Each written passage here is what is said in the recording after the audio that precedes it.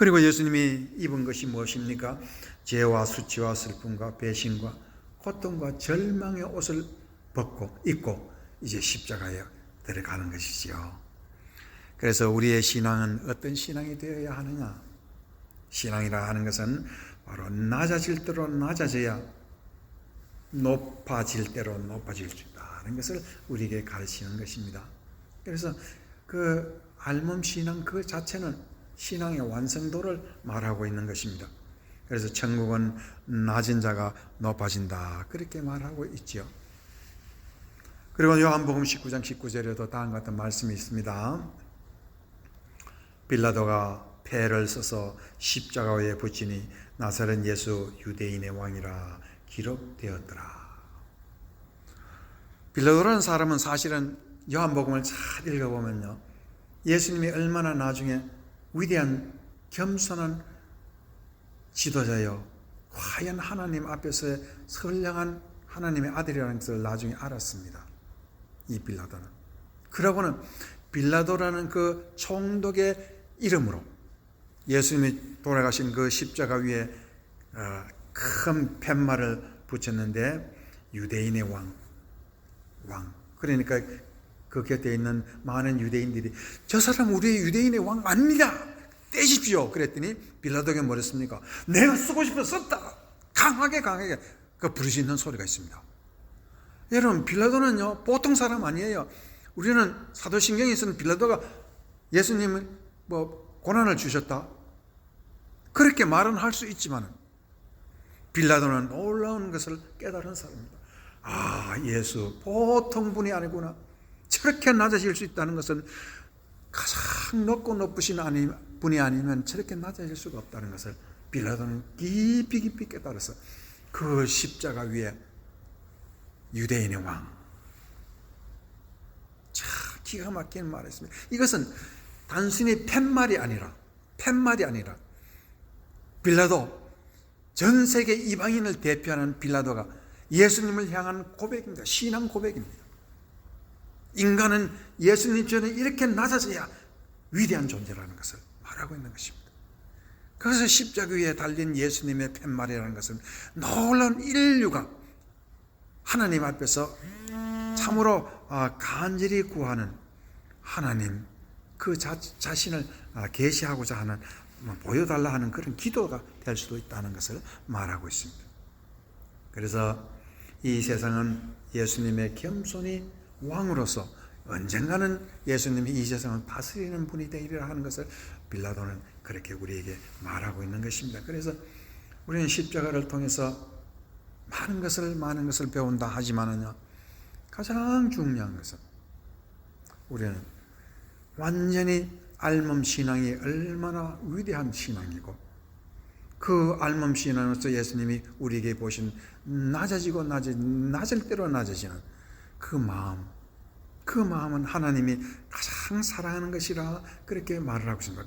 그래서 우리가 신앙의 법칙 제1법칙은 바로 알몸 신앙입니다. 두 번째 법칙이 하나 있습니다.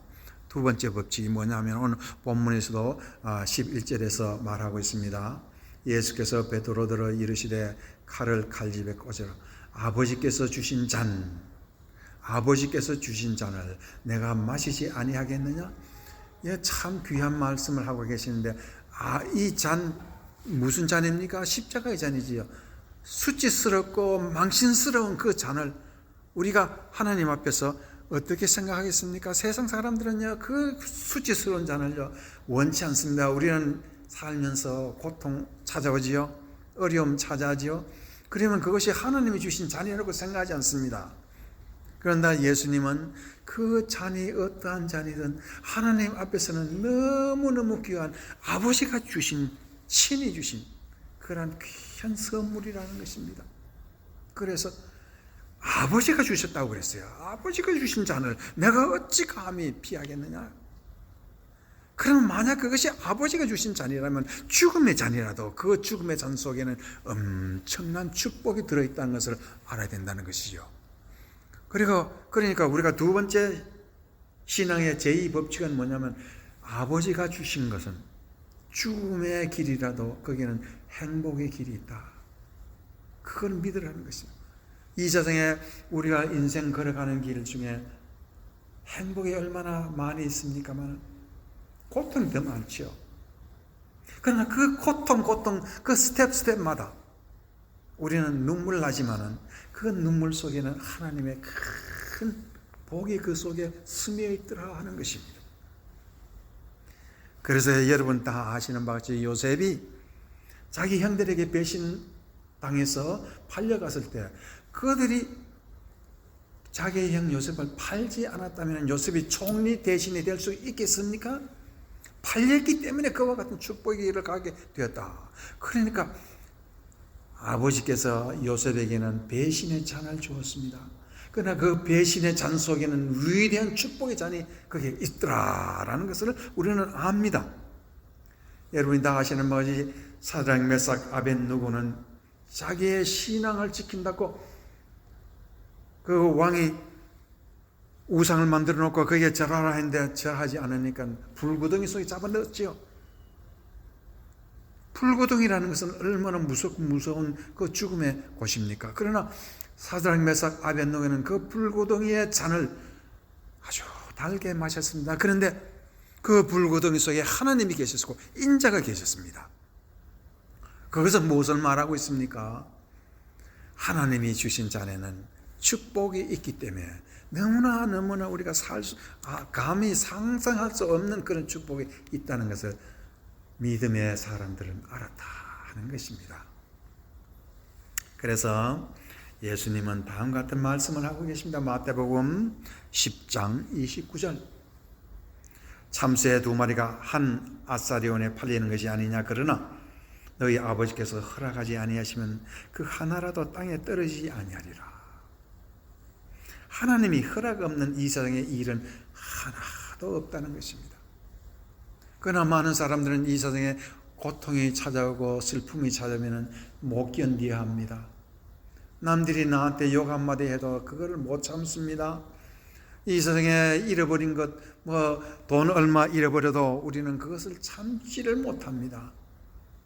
그러나 하나님이 허락하셨다라고 생각할 때 우리는 그보다 더 큰 슬픔이 찾아와도 그것을 요업처럼 주시는 이도 하나님이시요 뺏어가시는 이도 하나님이시니 하나님 영광이 그 이름의 영광을 받을 것이다.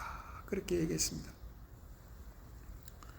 그러면 우리가 이 세상에 살면서 하나님 앞에 감사하지 못할 것이 무엇이 있겠습니까?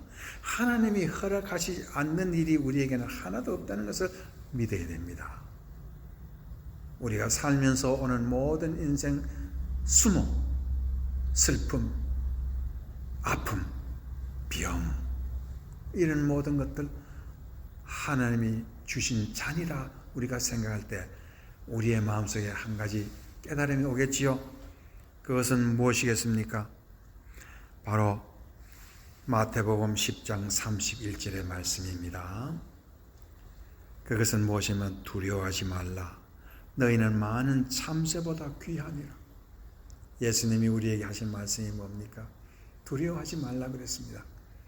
두려워하지 말고 요업처럼 담대하고 하나님께 영광을 돌리고 우리가 진정하게 이 세상에서 알몸신앙이라는 것을 깨닫고 우리가 이 세상에 가진 것 없이 왔다가 가진 것 없이 가는데 우리 하나님께서 주시는 이 허락 받은 이 모든 잔도 얼마나 복된 잔이라는 것을 생각하고 참고 견디면 우리 하나님 그 속에 담겨 있는 엄청난 축복을 우리에게 주시마 약속하고 계십니다. 그래서 우리에게 가장 중요한 것은 두 가지 인생 원리가 있습니다. 첫 번째 믿음의 원리는 무엇입니까? 알몸신앙. 알몸신앙이라는 것은 알몸을 얘기하는 것이 아니라 신앙을 얘기합니다. 그런데 어떤 알몸? 내 가진 것 하나도 없어도 여호와 하나님 계시고 날 위해 십자가 돌아가신 예수님 계시면 나는 된다. 그 알몸신앙입니다. 그러니까 하나님께서는 이 요업을 보시고 그 믿음을 진실된 믿음을 보시고 욥의 친구들이 와서 욥에게 그렇게 악다구니하면서 논쟁을 하면서 너는 죄인이기 때문에 그와 같은 고통을 받는 것이라 그렇게 얘기를 했어요. 그러나 욥은 거기에 절대 숙여지지 않았습니다. 자기의 믿음을 절대 굽히지 않았습니다. 나는 절대 굽힐 수 없다. 그래서 욥기 19장 놀라운 그 말씀을 조금 전에 우리가 읽었습니다. 욥기 19장 25절 26절 참 이건 여러분 절대로 잊어버리면 안 됩니다. 욥기 19장 욥기의 가장 중심되는 뜻은 바로 예수 한 분 때문이야. 메시아 그는 곧 하나님이라는 것. 거기 모든 신앙이 다 들어있어요. 거기 모든 신앙이 다 들어있고 거기에 우리의 모든 축복이 거기 뽕평 다 들어가 있어요. 우리가 왜 알몸 신앙이 복을 받는가? 그래서 욥은 하나님께서 나중에 욥을 욕하는 사람 친구들 다 나무랐지요. 그러고 욥을 하나님께서 복을 주시되 전보다 2배를 갑절을 그렇게 주셨습니다. 그와 같이 오늘 우리 예수님도 자기가 참 수치스럽고 서럽고 아프고 고통스러워 그의 얼굴 온몸에서 피가 줄줄 흘러내리는 그 고통의 죽음을 통해서도 하나님께서는 욥에게 2배의 갑절의 복을 주신 것처럼 예수님께서는 부활의 완성된 축복을 주셨습니다. 왜? 그 믿음 자체가 완전한 믿음이기 때문입니다. 완전한 믿음에는 완전한 축복이 온다는 것입니다. 그 완전한 축복이 바로 예수님이 십자가에서 당한 그 마신 잔, 아버지께서 주신 잔입니다. 자, 그래서 오늘 말씀의 결론을 내립니다. 말씀의 결론은 고린도후서 6장 7절. 고린도후서 2 Corinthians chapter 6, 7. 거기에는 다음과 같은 말씀이 있습니다. 이는 우리가 믿음으로 행하고 보는 것으로 하지 아니함이니라. 여러분, 우리가 당장 눈에 보인다고 그것이 다인 줄 압니다. 우리는 가끔씩 인생을 오해합니다. 우리가 생각하고 우리가 보는 것으로만 결론을 짓고 생각을 하니까 하나님의 깊은 뜻을 전혀 몰라요. 믿음으로 우리가 행해야 되는데, 믿음으로 이 세상을 봐야 되는데, 믿음으로 우리 앞에 오는 모든 슬픔과 고통을 해석할 줄 알아야 하는데, 믿음으로 보지 아니하고 우리가 눈에 보이는 것으로만 하니까 하나님이 우리에게 복을 주시려고 하지만 그 복이 우리에게 오지 않습니다. 우리에게 한 가지 복은 믿음으로만 옵니다. 그 믿음 중에 완전한 믿음이 무슨 믿음이냐? 바로 알몸 신앙이라는 것입니다. 그리고 알몸 신앙을 가진 사람은 어떠한 일이 올지라도 두려워하지 않는다. 오히려 하나님을 찬양하고 감사한다.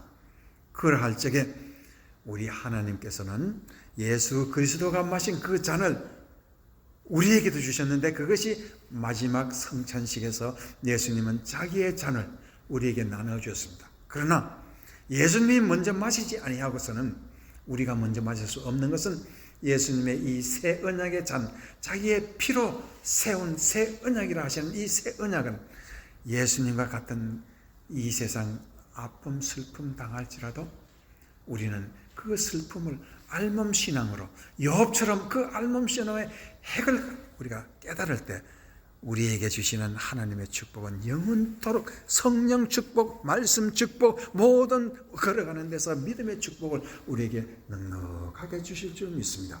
그와 같은 축복이 알몸 신앙으로 받는 여러분 되시기를 주의 이름으로 축원합니다.